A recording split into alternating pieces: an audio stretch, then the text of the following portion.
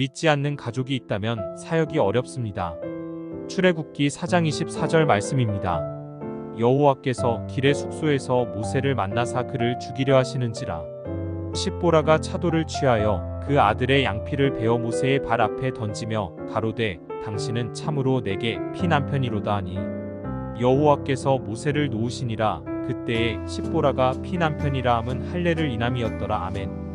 모세는 결국 하나님의 뜻에 순종하여서 하나님의 지팡이를 들고 이집트로 이스라엘 백성을 구하러 떠나게 되는데, 중간에 숙소에 쉬고 있는데 하나님께서 나타나셔서 모세를 죽이려고 하십니다. 이에 십보라가 돌칼을 가져다가 그의 아들의 표피를 벗기는 할례를 하게 되고, 모세에게 고백하기를 당신은 나의 피난편이라는 고백을 하니까 모세를 살려주십니다.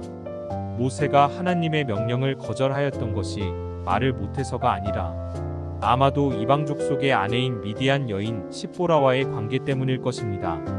아내인 십보라가 할례받은 사람으로 변화를 받아야 할 것인데, 개종을 권유하며 아들들에게 할례를 행해야 한다는 모세의 말을 듣지 않았습니다.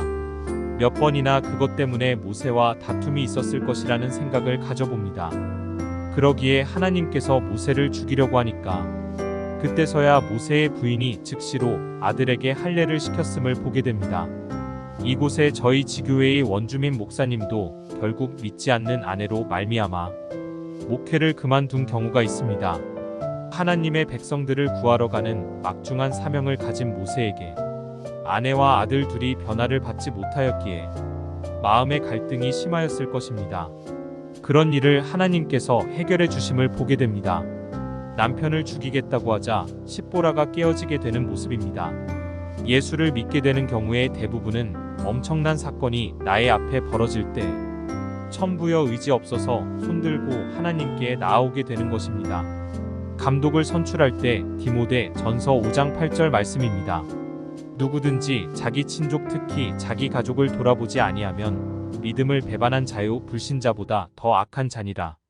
자기 집을 잘 다스려 자녀들로 모든 단정함으로 복종케 하는 자라야 할지며, 사람이 자기 집을 다스릴 줄 알지 못하면 어찌 하나님의 교회를 돌아보리요? 라는 말씀들이 있습니다. 참으로 모두에게 찔리는 말씀임을 보게 됩니다.